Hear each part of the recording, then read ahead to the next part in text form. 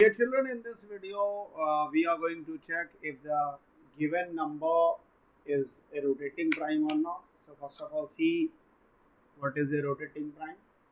Suppose this given the number is 13, and if you rotate the digits, you will get two digits, two more digits you can form, two more numbers in fact you can form, which is one is 13 and another is 31. And if all these numbers are prime, the number is said to be rotating prime.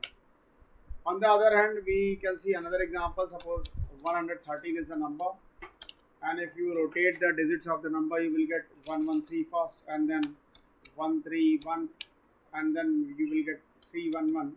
And if all the numbers are prime, the number is said to be rotating prime. Okay.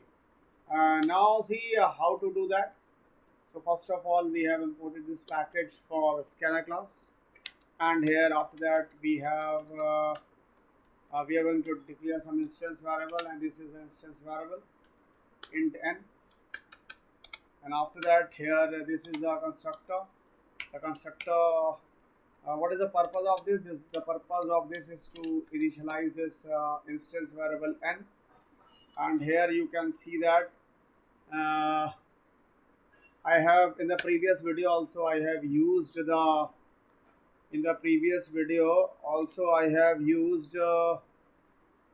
the concept of this keyword. So here I would like to explain it one more time. Children, this is the local variable of the function rotating prime, and this is the instance variable. So the purpose of this constructor is to initialize this instance variable with the help of this local variable. So that's why we have used this keyword. And here I would like to say one more time that this keyword is a keyword which stores the actually differentiates the local variable with the instance variable. And another thing is that this keyword is a keyword which is used to store the address of current calling object. So now here this is the function with the help of which we will be just checking if a given number is prime. So here the loop will start from 1 until it is up to n and I plus plus. And here if n mod I is 0, then f is equals to f plus 1. And after that, here I'm just returning f is equals to 2. So this is this return statement we see. Now children, here this expression which is this one here, this expression actually returns true in case if the number if the value of f is true. So here this is a relational operator which evaluates, and then it returns, after its evaluation it returns true or false. So if f matches with true, then it is true, otherwise it is false. So now here after that, what we would like to do is that we want to return we want to check for that. So before I'm going to define this function, I would like to just define this function which is main method. So I would like to define main method first. So main method, in this main method I need to input n, and here I have not taken a scanner, so better to take a scanner here.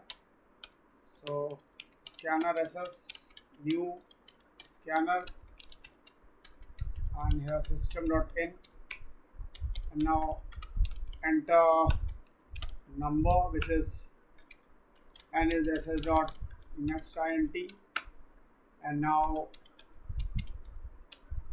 create this new rotating prime, and here we need to pass n. And after that, what we need to do here, we need to call this function boolean f is obj dot is rotating prime.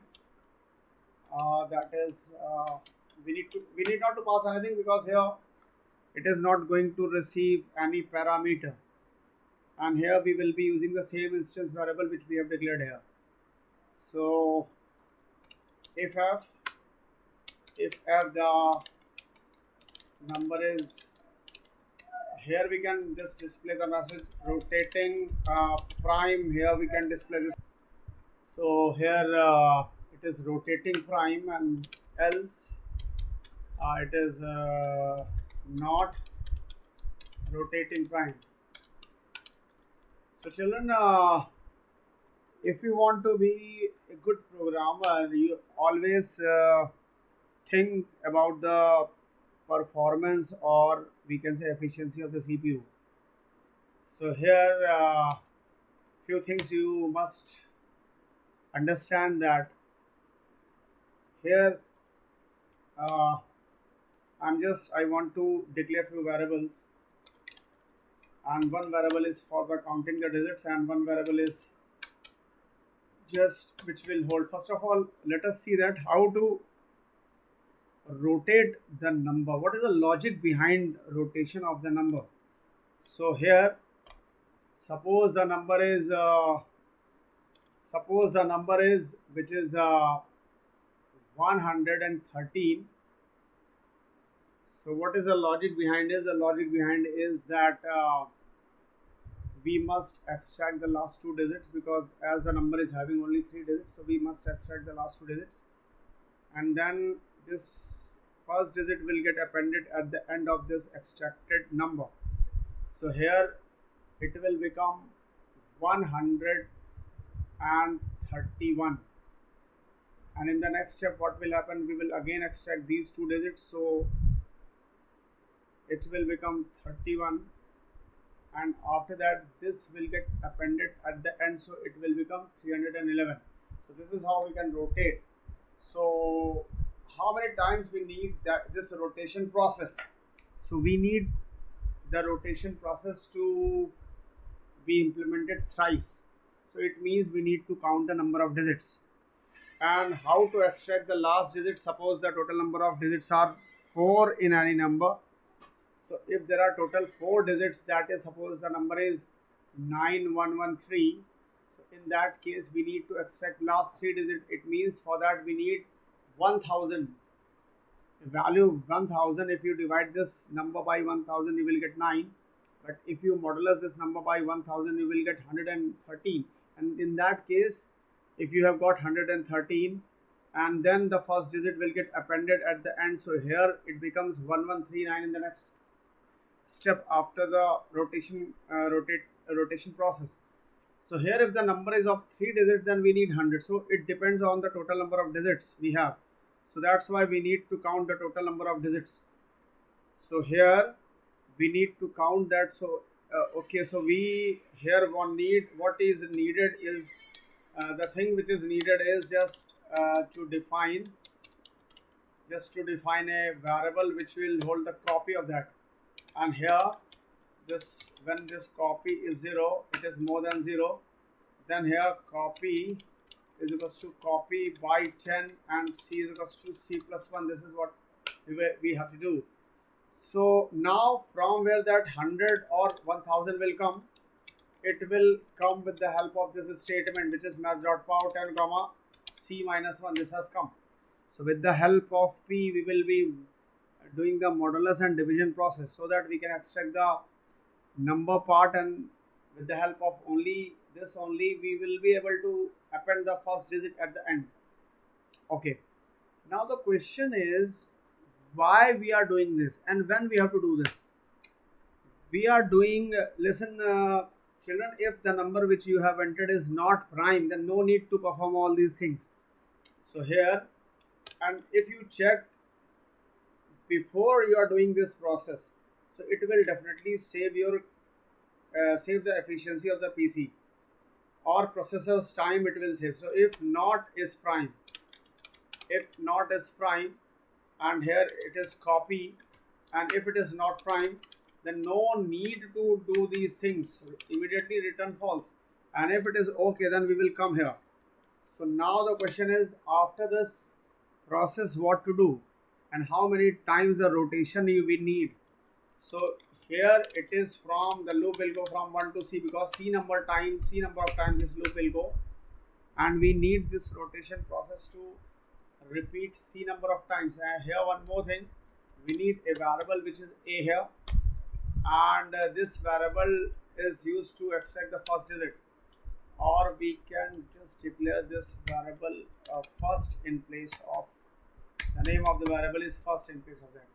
Okay, now what to do is, here we need to write first is equals to this n, which is the original number, or we can do one thing, we don't want to change the original one, we are making this copy again so that the original number is not disturbed.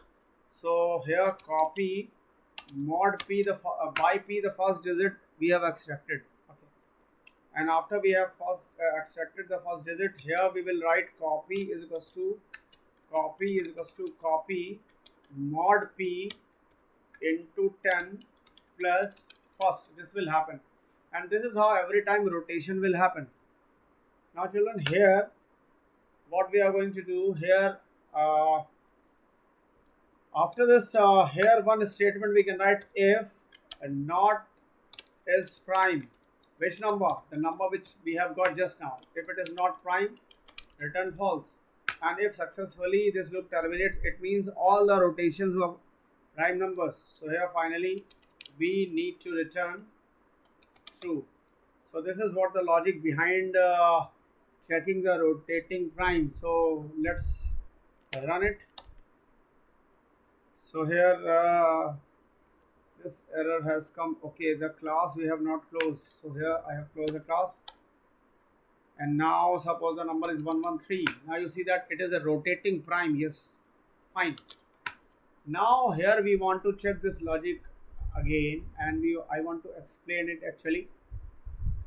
Suppose this number is 113, and this the copy of 113 we have made, and this copy is prime, so this false will not happen, this will not happen, it will not execute. And here we are counting the total number of digits of, so up to here we have got 3, the value of c is 3, and now 10 comma 2 will happen and p will store 100. Okay, and now again we have made the duplicate copy because copy has been reduced to 0. Now this copy is again 113. Now we are going to rotate, so c number of times. Okay, copy by 100, what you will get? Copy by 100 you will get the first digit, which is 1, and copy mod 100, here you will be getting 1 3, and into 10 means 0 plus 1. So next the first rotation which has come is 131, and this 131 is a prime number, so false will not be returned. First time it will not be returned. So what will happen? I becomes 2, and this time now we are, and in this step when the copy has become this 100 and this has become 110, sorry 131, what will happen? Now the first digit which will be extracted is 1, and this copy mod p means it will return you 31 into 10, which is 310, and plus 1, the next number which we have got is 311. So now 311 we have got.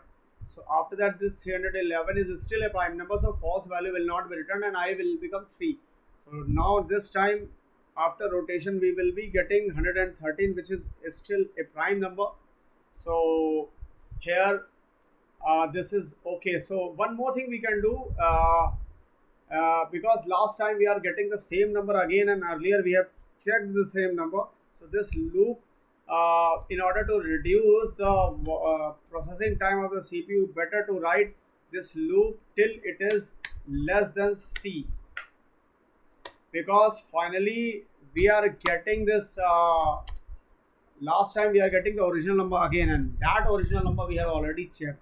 So in order to save processor time, we can do the loop should go from 1 till it is less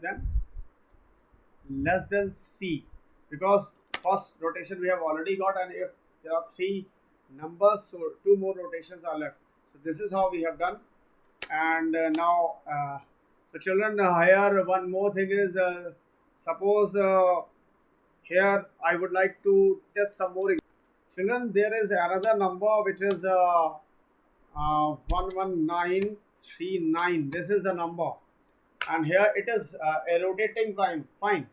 So here all the rotations of this number are prime numbers, and if you want to print all the rotations also, if you want to print all the rotations also, so here simply we can print this copy.